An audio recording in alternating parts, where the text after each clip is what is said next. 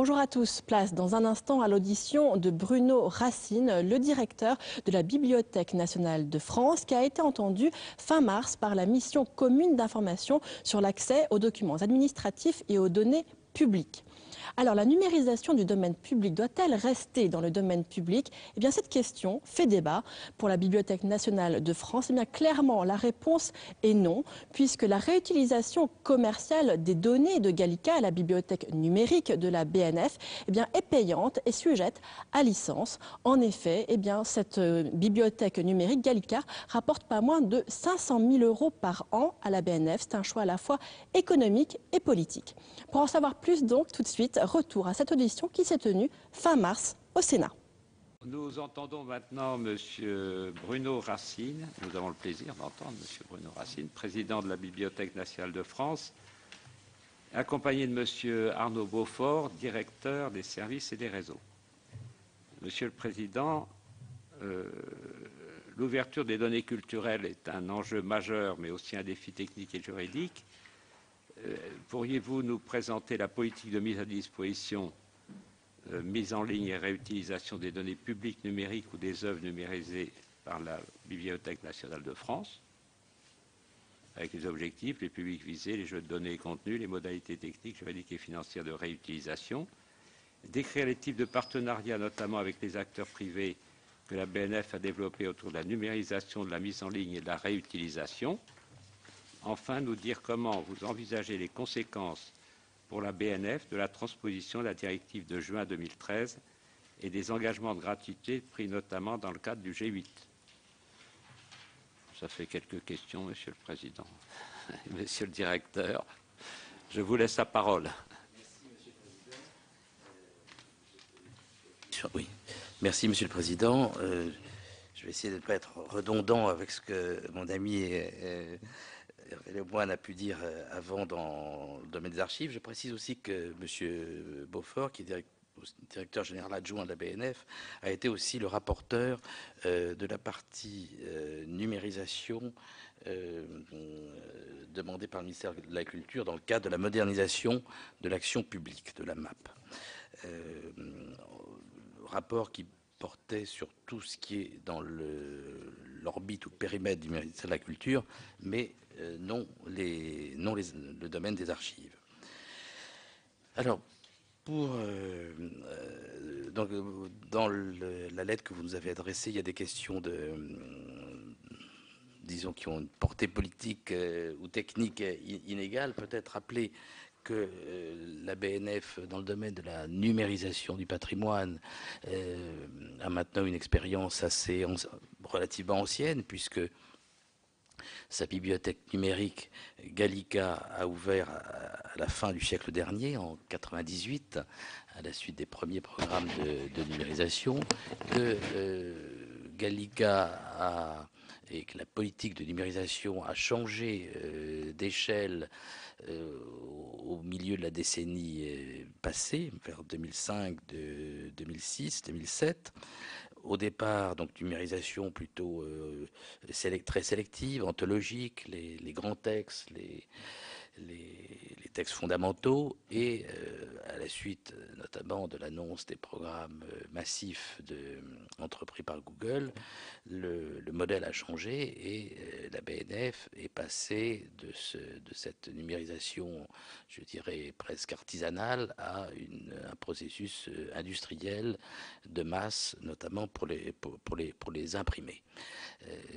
Et donc nous sommes dans une succession de programmes de numérisation de masse imprimés, c'est-à-dire à la fois les livres et les revues. Nous allons bientôt mettre en place le 3e marché de numérisation de masse de la BNF, marché comme le précédent d'ailleurs, qui sera ouvert, je le dis en passant, à hauteur de 30% à des collections de bibliothèques partenaires en France, à Paris ou en région. À partir de 2008-2009, cette entreprise de numérisation de masse des collections imprimées a été complétée par un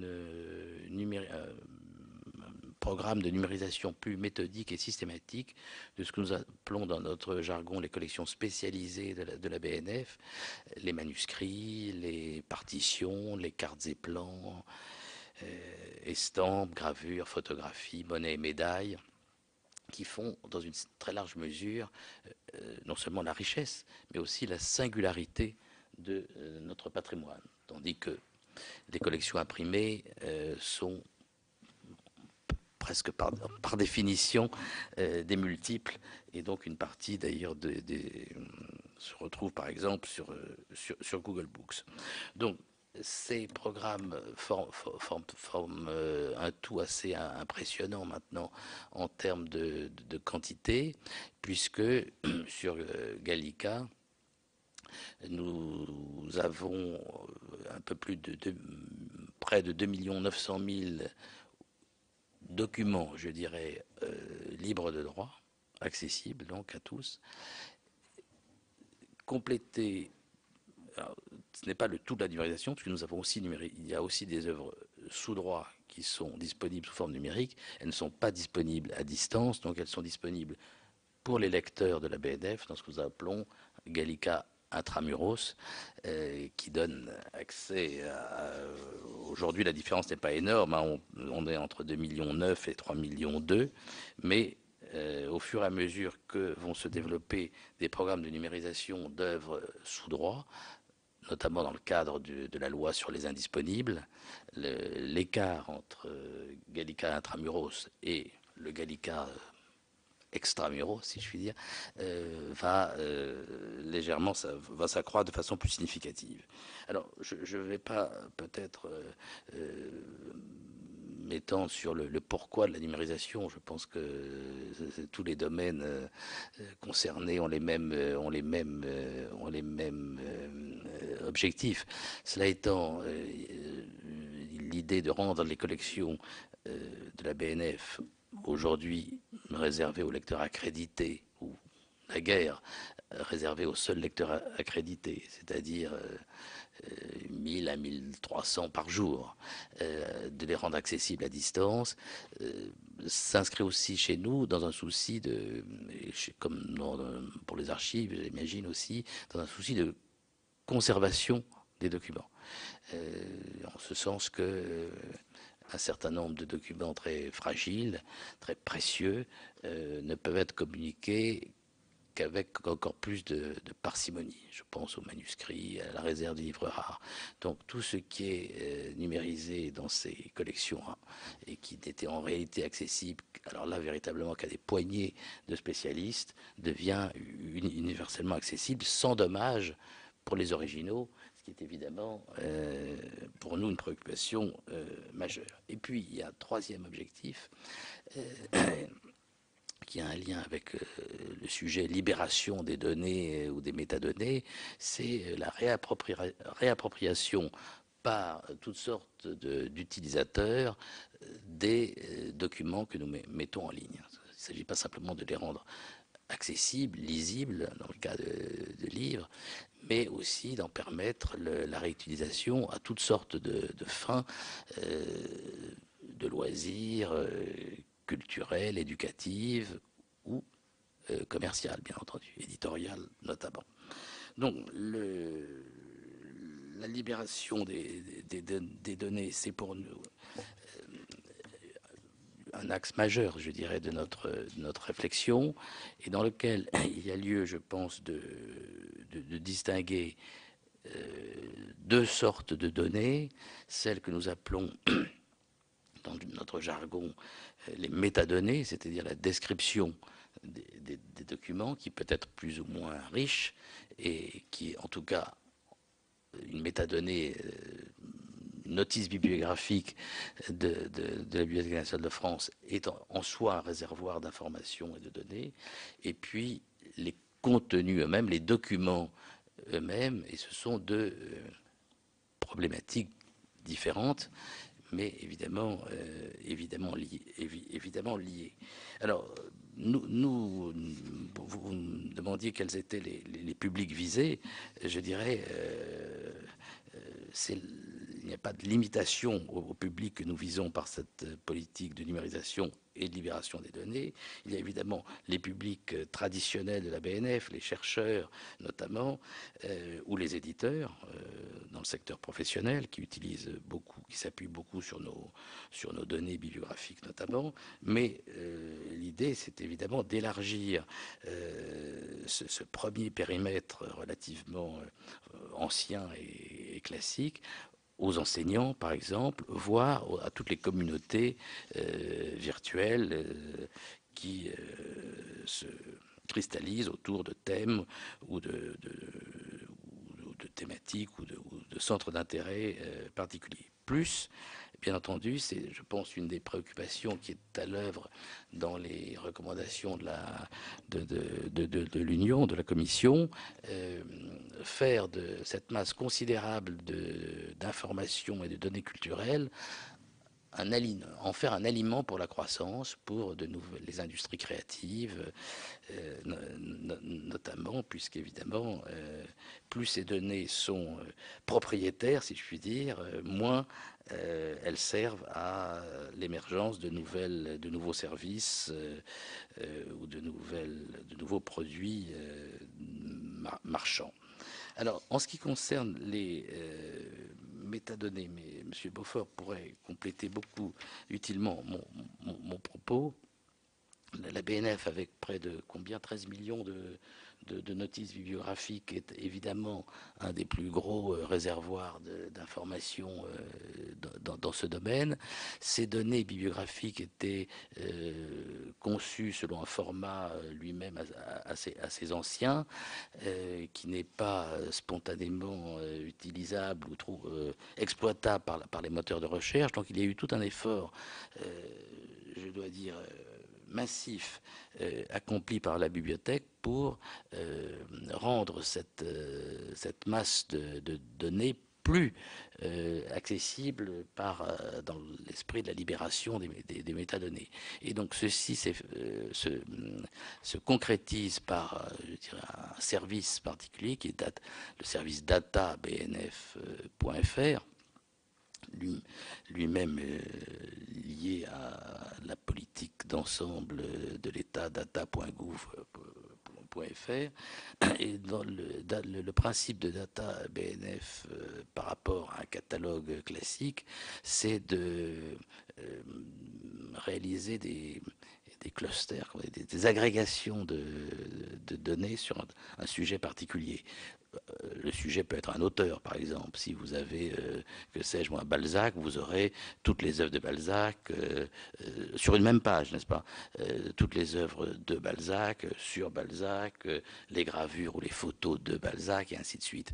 Donc, c'est une structuration de ce réservoir qui est extrêmement riche, du coup, et qui est très facilement repérable, compte tenu du format adopté et de cette richesse même par les moteurs de recherche. Donc, alors d'emblée, tout ce qui était sur data BNF était en licence libre. Et donc depuis le 1er janvier de cette année, c'est l'ensemble de nos métadonnées, non seulement data, mais les 12 millions et quelques de notices dont j'ai parlé, qui ont été placées sous la licence Etalab. Donc je pense que c'est une contribution assez massive dans ce domaine. Nous avions adopté une approche similaire. Excusez-moi, j'ai eu l'angine, donc peut-être à un moment donné, si ma voix s'éteint, Monsieur Beaufort deviendra à tout point de vue mon porte-parole. Europeana, comme vous le savez, est le portail qui donne accès aux ressources numériques du continent européen, et Europeana, dont j'assure d'ailleurs entre parenthèses la présidence pour 2 ans encore, a demandé à toutes les institutions contributrices des contenus de placer les métadonnées sous licence libre, sous licence CC0 même, c'est-à-dire la plus ouverte possible, permettant, n'imposant pas la mention de source, non pas parce que nous la jugerions, elle serait jugée superflue, mais parce que Europeana n'a pas les moyens. D'abord, il n'y a pas de sanctions et n'a même pas les moyens de contrôler que des réutilisations successives mentionnent toujours la source initiale. Donc, toutes les métadonnées que nous avons fournies à Europeana sont, je dirais, sous la licence la plus ouverte possible. Lorsque la question s'était posée parce que Europeana, évidemment, n'est pas alimenté que par la VNF au niveau national. Lorsque la question s'était posée il y a un an et 2 ans, oui, de cette ouverture des métadonnées, le ministère de la Culture avait interrogé les différents secteurs concernés et on a pu constater à cette occasion que tous les domaines n'avaient pas la même attitude à l'époque par rapport à cette exigence. Donc pour la BNF ou pour l'INA par exemple, j'allais dire cette libération des métadonnées ne posait pas de problème majeur. Du côté des musées ou des archives, c'était plus compliqué, semble-t-il, notamment du fait que certaines notices extrêmement savantes sont plus ou moins, enfin, sont protégées, enfin, sont couvertes par le droit d'auteur, donc leur réutilisation. Bon, ça c'est un débat. Évidemment, les bibliothèques pourraient aussi arguer que leurs notices ne sont pas d'une nature très différente, mais bon, nous considérons qu'elles sont faites pour être mises à disposition. Donc on voit bien que ce mouvement d'ouverture la plus grande possible des métadonnées est une tendance de fond et que à peine de disparaître, car finalement, du fait de la différence que j'ai mentionnée, un nombre non négligeable de ressources numériques françaises ont été en quelque sorte sorties d'Europeana, faisant mécaniquement baisser la part des contenus français dans Europeana, ce qui est un peu dommage. Enfin, ça remonte depuis lors. Alors, la question qui vient immédiatement à l'esprit après la libération des métadonnées, c'est la libération des contenus eux-mêmes. Bon. Et donc la question que vous posez par rapport à la directive, donc je ne vais pas redire tout ce qu'a dit Hervé Lemoine, la problématique n'est pas fondamentalement différente. Nous appliquons un tarif de réutilisation la réutilisation des contenus libres de droit sur Gallica est libre dès lors qu'elle n'est à usage non commercial. Bon, ça c'est une avancée quand même tout à fait notable, mais dans la perspective qui était celle notamment voulue par l'Union européenne, de favoriser la croissance de nouvelles entreprises innovantes, notamment dans le domaine culturel, la barrière s'arrête. Enfin, il y a une barrière à partir du moment où on passe à la réutilisation commerciale. Donc nous appliquons un tarif, enfin une grille de tarifs lorsqu'il s'agit par exemple de reproduire une image, donc enfin il y a une licence de réutilisation commerciale de nos données numérisées qui, je crois, respecte l'esprit de la directive, c'est-à-dire que c'est un peu plus que le coût marginal mais néanmoins, ce n'est pas non plus comme si nous étions une entreprise privée. Bon. Donc ça, ce sont des tarifs qui sont votés en conseil d'administration, qui sont transparents, qui sont les mêmes, qui sont connus, qui sont les mêmes pour tous. Et je dirais qu'il n'y a pas de... la réutilisation commerciale est libre sous licence, c'est-à-dire que nous ne faisons pas un choix parmi quiconque demande à les réutiliser dès lors qu'il entre dans le cadre de la licence a le droit de le faire. Voilà. Il n'y a pas de sélection, si je puis dire, des clients potentiels. Alors, je pourrais aussi compléter mon propos s'agissant de la numérisation et par l'activité de la filiale de la BNF, qui est un périmètre assez restreint, mais néanmoins significatif. La filiale de la BNF a été créée il y a 2 ans dans le cadre du programme des investissements d'avenir, puisque pour pouvoir bénéficier d'une partie des fonds du Fonds pour la société numérique,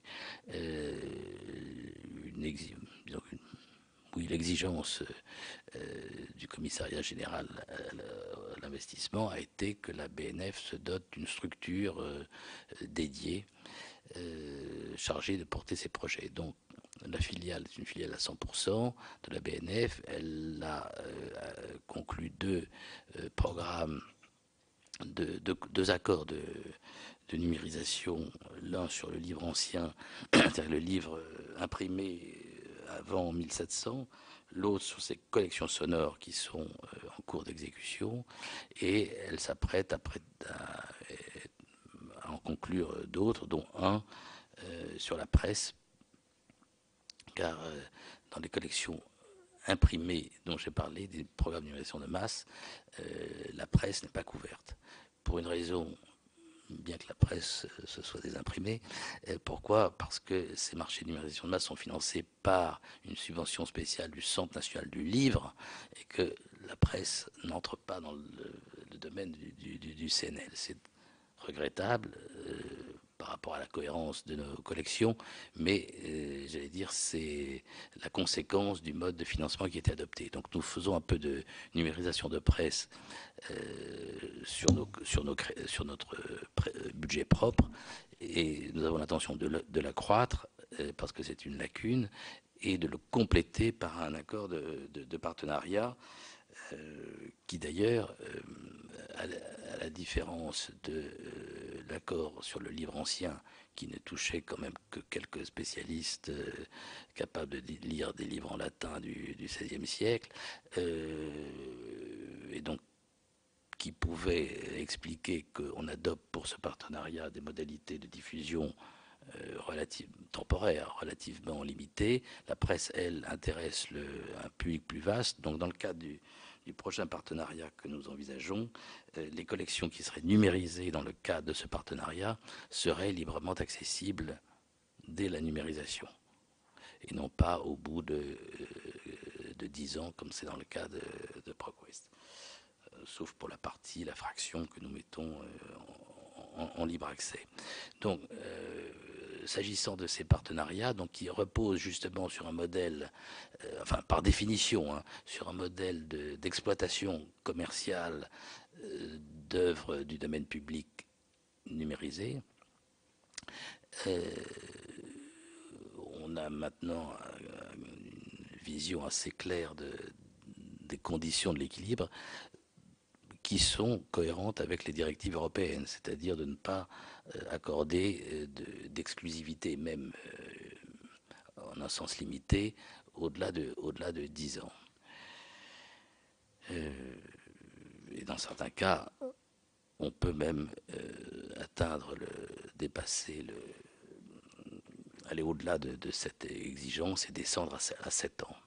Ce qui était aussi un souhait de notre part de limiter au maximum la période d'indisponibilité pour le grand public de ces collections. Donc c'est relativement centré sur des domaines très précis, mais notamment dans le cas de la presse, l'impact peut être très fort sur le grand public. J'aurais pu dire aussi sur les collections sonores. Les collections sonores sont un cas un peu spécifique, puisque une très grande partie des collections sonores de la BNF, qui est une des plus belles collections au monde et actuellement quasiment inaccessibles, sont encore protégées. Donc là, le modèle est un peu hybride entre le libre accès et l'accès payant. Mais comme la diffusion des collections sonores dans le cadre de ce partenariat se fait à travers toutes sortes de plateformes comme YouTube, Deezer, etc., une partie, de toute manière, est en libre accès, selon les modalités choisies par la plateforme. Voilà peut-être ce que je pouvais dire. Si vous voulez alors sur le côté partenarial peut-être, mais vous dites si je dépasse le temps, c'est moi qui parle, donc j'en suis un peu responsable, tant que vous ne m'interrompez pas, en tout cas. Le côté partenarial, vous le trouvez d'abord dans j'en ai dit un mot déjà, dans la numérisation elle-même, puisque dans les marchés de masse, dans celui qui va s'ouvrir, nous avons 30% de collections provenant d'autres partenaires, dans le cadre de programmes thématiques ou régionaux. Thématiques, c'est par exemple l'histoire de l'art ou le droit, de programmes très importants auxquels contribue d'ailleurs la bibliothèque du Sénat, comme celle de l'Assemblée nationale, ou régionaux, c'est notamment tout ce qui a trait à la numérisation des revues des sociétés savantes, qui sont une mine régionale, locale, qui sont une mine d'information très importante au niveau territorial. Donc ça, c'est un gros bloc, si je puis dire, puisque là, on parle de millions de pages numérisées. Il y a aussi, dans le cadre de la politique de coopération de la BNF, la BNF, vous savez, anime un réseau de ce qu'on appelle les pôles associés, qui sont souvent des bibliothèques municipales, universitaires aussi. Nous redistribuons sous forme de subventions environ 2 millions par an au titre des crédits de coopération, principalement pour de la numérisation, de la coopération qui a été dans le passé beaucoup une coopération documentaire, d'achat partagé, à migrer vers le numérique, que ce soit la conversion des catalogues ou la numérisation elle-même. Donc au marché de masse dont j'ai parlé s'ajoute ce qui peut être numérisé dans le cadre de cette politique de coopération, ce qui fait un ensemble assez important et assure à la fois garantit à la fois que il n'y a pas on n'oublie pas on ne laisse pas de côté des lacunes trop importantes et qu'il y a une cohérence, qu'on ne duplique pas, on ne fait pas de duplication inutile. Ça, c'était l'idée à la base du schéma national de numérisation des bibliothèques qui m'avait été demandé à l'époque par Madame, quand Madame Albanel était mise à culture et que j'avais remise à son successeur. Le partenariat, il est également dans la diffusion. Alors, puisque Gallica est une plateforme de diffusion, donc tout ce qui est numérisé dans le cadre soit des marchés de masse, soit de la coopération, est accessible ipso facto par Gallica, mais ce n'est pas le seul cas de figure. Par moissonnage des métadonnées, Gallica référence également des ressources numériques d'autres bibliothèques. Donc Gallica, né comme la bibliothèque numérique de la BNF, progressivement devient véritablement une sorte de bibliothèque numérique de France qui offre un panorama beaucoup plus large que les seules collections de la BNF. Le partenariat s'applique à la conservation, à la préservation pérenne des données. Je crois qu'Hervé Lemoine a indiqué à quel point cette question était majeure, puisque les données numériques sont par essence fragiles et périssables, et la BNF a développé, grâce au financement du CNL, je dois le dire, un système SPAR, système de préservation et d'archivage réparti parce qu'il est pour des raisons de sécurité sur 2 sites et sur plusieurs supports, qui lui permet non seulement de conserver ses propres collections, mais également d'offrir à des tiers un service de préservation pérenne, alors selon des modalités qui peuvent varier selon les souhaits du partenaire, qui vont du simple stockage à stockage et diffusion, par exemple. Et puis, il y a une innovation que nous avons que nous testons, enfin que nous mettons en œuvre plutôt maintenant, sous forme avec la Bibliothèque nationale universitaire de Strasbourg, qui est le service Gallica Marque Blanche, qui, comment dire, qui permet aux bibliothèques partenaires d'avoir leur propre bibliothèque numérique sans avoir à réaliser tous les investissements techniques ou logiciels nécessaires pour ce faire. Donc, lorsque un partenaire bénéficie du service Gallica Marque Blanche, sa bibliothèque numérique est entièrement personnalisée à ses couleurs, mais en fait, elle est opérée, si je puis, l'opérateur invisible, si j'ose dire, et Gallica, et c'est un enrichissement à double sens, parce que du coup, Gallica référence également les ressources du partenaire, et le partenaire peut importer sur sa propre bibliothèque tout ce qui, dans les collections de la BNF, a un intérêt particulier pour lui. Tous les documents sur l'Alsace qui étaient numérisés de la BNF, qui étaient sur Gallica, peuvent apparaître dans la bibliothèque de Strasbourg qui s'appelle Numistral. Donc ça, c'est une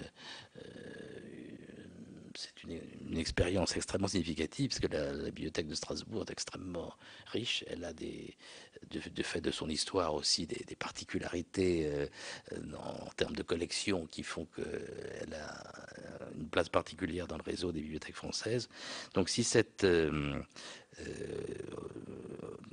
offre de marque blanche apparemment intéresse d'autres partenaires, parce que ce n'est pas tout numérisé. Si la diffusion et éventuellement la conservation ne sont pas assurées, on est dans un travail qui ne débouche pas sur grand-chose. Je pense que c'est un bon exemple de ce qu'un grand établissement public national peut faire en termes de mutualisation de ces avancées ou de ces réalisations. D'autant que donc, dans le cas de l'autre intérêt de la marque blanche, c'est que toutes les améliorations que constamment nous cherchons à apporter aux fonctionnalités de Gallica bénéficient à la bibliothèque du partenaire. Donc il n'a pas à réaliser les développements correspondants. Voilà peut-être ce que je peux dire dans un premier temps. Sur la libération des contenus, néanmoins, nous voyons bien qu'il y a une demande, il y a une autre philosophie, si je puis dire.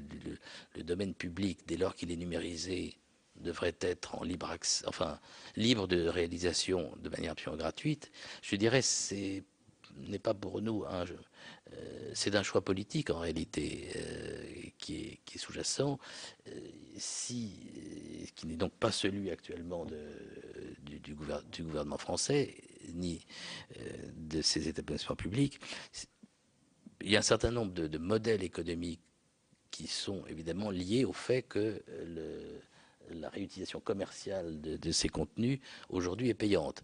Si évidemment on passait à un modèle de gratuité, cela peut se comprendre dans une perspective de stimulation de la croissance, d'impulsion donnée aux industries créatives ou au monde de l'édition numérique, mais bien entendu c'est une perte pour les institutions concernées.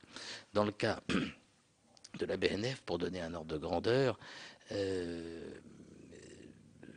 on est autour de à ce stade d'un demi-million, de 500 000 euros par an au titre de ces redevances pour exploitation. Donc c'est pas négligeable. C'est ni massif ni négligeable. Cela étant, cela peut aller croissant. Et par exemple, nous avions conclu un accord avec Hachette pour l'impression à la demande des œuvres de Gallica, accord qui s'est mis en réalité en place réellement l'année dernière, enfin qui a vraiment commencé à entrer en production l'année dernière, et on voit que la demande est croissante. Donc à terme, il y a là un potentiel de recettes tout à fait important. Donc, il faut avoir ceci présent à l'esprit entre la réalité d'aujourd'hui et ce que le développement de cette offre peut donner à court ou moyen terme. Voilà, Monsieur le Président, ce que je peux dire peut-être. Rapporteur. Monsieur le Président de la BNF, mes chers collègues, il n'est pas d'usage d'avoir des dialogues intercroisés pendant les auditions, donc je ne vais pas développer, mais je voulais juste préciser que lorsque cette mission a été demandée, la question de la gratuité n'était pas celle qui était au premier plan. C'en est une, mais ça n'était pas celle qui était structurante dans notre raisonnement. Moi, j'ai juste 2 questions factuelles, donc elles ne sont pas très compliquées.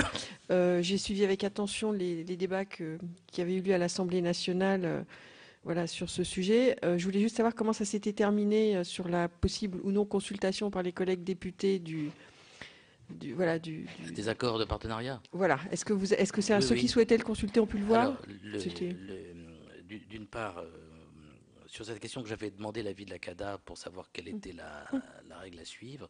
Donc la CADA nous a donné un avis extrêmement circonstancié, indiquant ce qui était à communiquer et ce qui devait être biffé. Donc nous avons mis en ligne sur notre site les accords sous réserve du secret industriel et commercial, et à la demande de la commission de l'Assemblée nationale, j'avais transmis au président de la commission, à M. Bloch, pour consultation, les accords intégraux. Donc tout, je ne suis pas sûr qu'ils étaient consultés, mais ils étaient consultables à l'Assemblée. D'accord, donc c'était ma demande, donc les 2 choses ont été faites. Et c'est peut-être fait pour le Sénat sans problème, si vous le souhaitez. Voilà, donc c'était ma 2e demande, si ça a été fait pour l'Assemblée, Pourquoi si dans ça le cadre de le précédent s'applique. formes, Le précédent s'applique. Voilà, je vous remercie. Pour ma part, je voudrais laisser la parole, donc vous remercier d'être venu et laisser la parole à mes collègues s'ils ont des questions. Merci d'avoir été aussi précis dans vos réponses. Vous voyez, c'était tellement précis qu'il n'y a pas de questions. C'est un merci, Monsieur le Président, Monsieur le Directeur, de votre contribution à nos travaux. Merci, monsieur. Juste par rapport à la remarque de Bouchou, la gratuité n'était, j'ai bien compris. La question, est-ce que l'application de la directive a une incidence sur nos tarifs? La réponse est non, parce que nous les avions par anticipation, si j'ose dire, conçus dans l'esprit de cette directive. Voilà, je vous remercie. Vous savez ça mieux que moi. La question de la gratuité dans le cadre du G8 est quelque chose qui dépasse et de loin la compétence de cette modeste commission. Voilà, merci. Voilà pour l'audition de Bruno Racine, le directeur de la Bibliothèque nationale de France.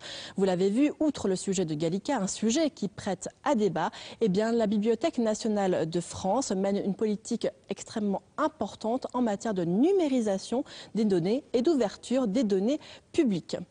Vous pouvez bien sûr toujours voir et revoir toutes les auditions sur notre site sur publicsénat.fr.